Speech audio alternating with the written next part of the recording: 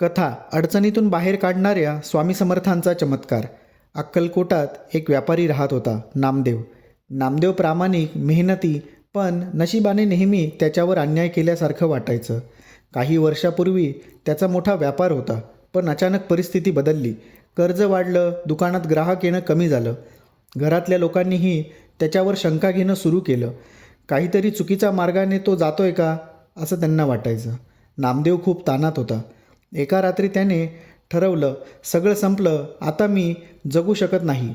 पण सकाळी त्याच्या कानावर एक वाक्य पडलं, स्वामी समर्थांकडे जा, ते सर्व संकट दूर करतात. तो ताबडतोब अक्कलकोटला गेला.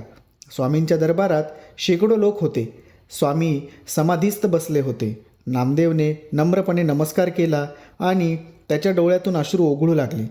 तो काही बोलण्याआधीच स्वामी म्हणाले, नाम्या, चिंता सोड. ज्याच्या हाती सगळं आहे त्याला तू का विसरतोस? तू प्रामाणिक आहेस. तुझ्या कष्टाला मी फळ देईन.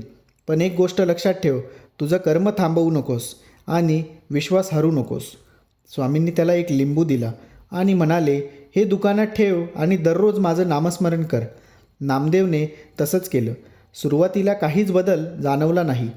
पण काही दिवसांनी एक मोठा व्यापारी त्याच्या दुकानात आला. त्याने मोठी ऑर्डर दिली आणि त्याचं दुकान पुन्हा सुरू झालं. नंतर एकामागोमाग एक ग्राहक येऊ लागले. काही महिन्यातच त्याचं सगळं कर्ज फेडलं गेलं. नामदेवने पुन्हा अक्कलकोट गाठलं आणि स्वामींच्या चरणी डोकं ठेवलं. स्वामी फक्त हसले आणि म्हणाले, जेव्हा परिस्थिती बदलत नाही असं वाटतं, तेव्हा तुझी परीक्षा चालू असते. विश्वास ठेवलास तर सगळं बदलतं. कथेचा संदेश, संकटे कायमची नसतात, तर श्रद्धा आणि कर्म सततचं असलं पाहिजे. विश्वास आणि कष्ट हे दोन्ही मिळून नशीब बदलतात. हार मानू नका, कारण सर्व काही योग्य वेळी घडतं. श्री स्वामी समर्थ.